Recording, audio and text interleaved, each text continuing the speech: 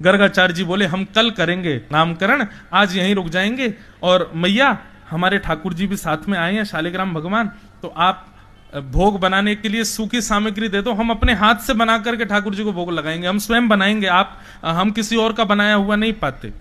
यशोदा मैया ने सूखी सामग्री दे दी, बोले बाबा लो प्रेम से बनाओ। गर्गाचार्य जी ने रोटी सब्जी दाल चावल बढ़िया बनाई, अंत में बढ़िया दूध अठोटा करके उसमें बढ़िया खीर बनाई, और खीर बना करके केसर डाल के मिश्री डाल करके बढ़िया खीर औटा करके थाली में जैसी सजाई, अपने शालिग्राम भगवान के सामने प्रस्तुत की। तो भीतर आंगन में खेल रहे गुटमुन चलते हैं ठाकुर जी, अभी चलना तो आता नहीं है। बलराम जी के साथ खेलते खेलते ठाकुर जी रुक गए। दाऊ दादा बोले लाला, अच्छा दोनों बोलते नहीं है, बोलना नहीं जानते, लेकिन मनी मन बात करते हैं। दाऊ दादा बोले लाला कहाँ गए हो, तू रुक गए हो? बोले अरे दाऊ दादा ने जोर से सूंघो, ऐसी सुंदर सुगंधी आ रही है, अरे केसर युक्त मिश्री डाल के बढ़िया कहीं खीर बनी है धोटी दूध की। दाऊ दादा मेरे तो जीभ में पानी आ रहा हो बहुत जोर से। बोले दादा लाला कहाँ बनी होगी खीर? बोले बाहर बनी है। दादा मैं चक्के आऊं ने। सो ठाकुर जी गुटमुन चल के बाहर गए। गर्गाचार्य जी ने अपने ठाकुर जी के आगे थाली रखी थी, नेत्र बंद करके त्वदीयं वस्तु गोविंद तुभ्यमेव समर्पयेत् ग्रहाण सुमुखो भुक्त्वा प्रसीद परमेश्वर माला जप रहे थे। इतने में ठाकुर जी गए और उनके गोपाल जी के उनके शालिग्राम भगवान के आगे रखी थाली में से खीर का पात्र उठाया और ठाकुर जी तो बढ़िया चप चप भोग लगाने लगे। गर्गाचार्य जी के जैसे नेत्र खुले, नेत्र खोल करके थाली देखी, खीर का पात्र नहीं है।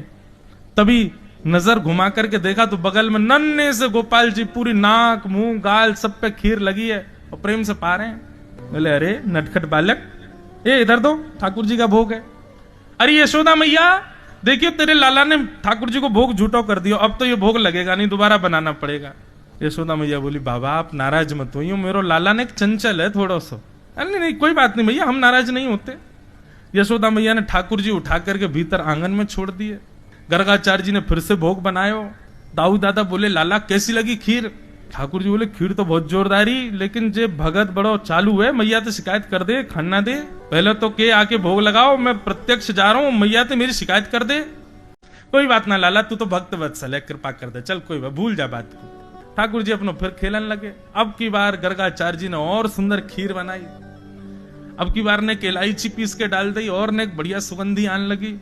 भीतर क्रीड़ा कर रहे ठाकुर जी फिर रुक गए। दाऊ दाऊ बोले काबे? बोले भैया देख लो यार, तुम मैं बता रहा हूं, या कूतना वारे हाथ दिखा दूंगा या बाबा को मैं। अब की बार फिर तो खीर बनाई है जाने, और पहले तो स्वादिष्ट बनाई है, और मेरा मन हेरो खावे को खावे जाऊंगा, मैया तो शिकायत कर देगो। बोले कोई बात ना लाला, तूने एक चक्के आ जा। ठाकुर जी महाराज गुटमुन चल करके बाहर गए और फिर से पात्र उठा के अब की बार जैसे ही पाया, गर्गाचार्य जी को अब की बार क्रोध आ गया। मैया एक काम करो, हम अपने ठाकुर जी को लेकर कहीं और जा रहे हैं, ये तुम्हारा बालक तो देखो, इतना शैतान बालक तो हमने कभी नहीं देखा, बार बार आके पा जाता है ठाकुर जी का भोग। मैया बोली बहुत बड़े सौभाग्य की बात है कि भोग पा रहे है, नहीं तो ये तो शालिग्राम जी को गुलाब जामुन समझ के खा जाए। नंद बाबा तो अपने शालिग्राम जी की सेवा करें और बाकी बाद ऊपर टांड पे धर के जामे कि कहीं लाला नहीं खोज ले उन्हें, या कोई यूं लगे शालिग्राम भगवान शहद में नामे तो मीठे है गए होंगे। बाबा बहुत बड़ी कृपा है कि खीर खा रहे हो, तुम्हारे शालिग्राम सही सलामत बैठे हैं। बाबा अब के मैं आपको कमरा में बंद कर आऊंगी, आप प्रेम से भोग बनाओ। ठाकुर जी को पकड़ करके मैया ने कमरा में बंद कर दियो। अब छोटे बालक हैं तो बाहर से पूरा बंद तो नहीं किया, बस किवाड़ लगा दी।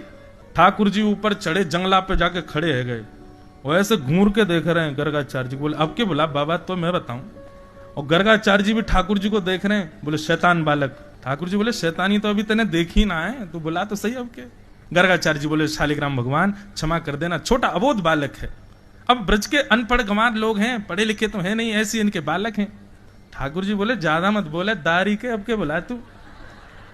अब बोल तो नहीं रहे, मन मन सोच रहे। गर्गाचार्य जी ने अब की बार भोग बनायो, जैसे अपने शालिग्राम जी को पधरायो। ठाकुर जी नीचे उतरे, जंगला से किवाड़ खोली और घुटमुन चल करके जैसे ही गए, अब की बार तो ठाकुर जी जैसे ऐलानी बन करके गए। खीर को पात्र उठाया और गोद में रखी और ले जैसे पान लगे, गर्गाचार्य जी ने एक आंख खोल करके देखा, जैसे ही दोनों आंख खोल करके देखी, नन्हे से गोपाल जी ने चतुर्भुज रूप प्रकट कर लिए, शंख चक्र गदा पद्म धारण करके श्री गर्गाचार्य जी को दर्शन दिया। और इतना ही नहीं, स्वयं भी पा रहे हैं और उसी अपने झूठे हाथ से ही गर्गाचार्य जी को भी पवारे। गर्गाचार्य जी के नेत्र सजल हो गए, बोले भगवान क्षमा करो, मैं पहचान नहीं पाया आपके रूप को। भगवान बोले सुनो, हम आपको अपना रूप क्यों दिखा रहे हैं? बोले क्यों दिखा रहे हैं? क्योंकि कल जब आप हमारा नामकरण संस्कार करेंगे, हमारी जन्म तिथि नक्षत्र आदि के अनुसार जब अंक निकालेंगे, तो आपको पता चल जाना है कि हम परब्रह्म भगवान हैं। और कहीं उस समय आपको पता चला और आप हमको दंडवत करने लगे, प्रणाम करने लगे और मैया से बोले मैया ये बालक नहीं है, साक्षात नारायण है, तो सब काम खराब हो जाएगा। इसलिए हम पहले ही आपको दिखा रहे हैं कि हम भगवान हैं। मैया से मत कहना, मैया को मत बताना। गर्गाचार्य जी बोले क्यों भगवान? बोले देखो, मेरा ये कृष्ण अवतार हुआ है, मैं पूरे विश्व को बताना चाहता हूं, दिखाना चाहता हूं कि वास्तविक निष्काम प्रेम कहते किसको हैं, और वो निष्काम प्रेम इन ब्रजवासियों से ही प्रसारित होगा। अगर आपने कहीं बता दिया कि मैं भगवान हूं, तो मैया मुझको मंदिर में ले जाएगी, दिन भर भीड़ लगी रहेगी पूजने वालों की। अभी मैया मेरा कान भी पकड़ती है, मेरा हाथ भी पकड़ती है, ये ब्रज की गोपियां सब लीला करेंगी मेरे साथ में, वो सब लीला समाप्त हो जाएगी। इसलिए अभी आप इस बात का खुलासा मत कीजिएगा कि मैं ईश्वर हूं, इसीलिए मैंने पहले ही आपको दिखा दिया अपना रूप। गर्गाचार्य जी बोले जो आज्ञा भगवान।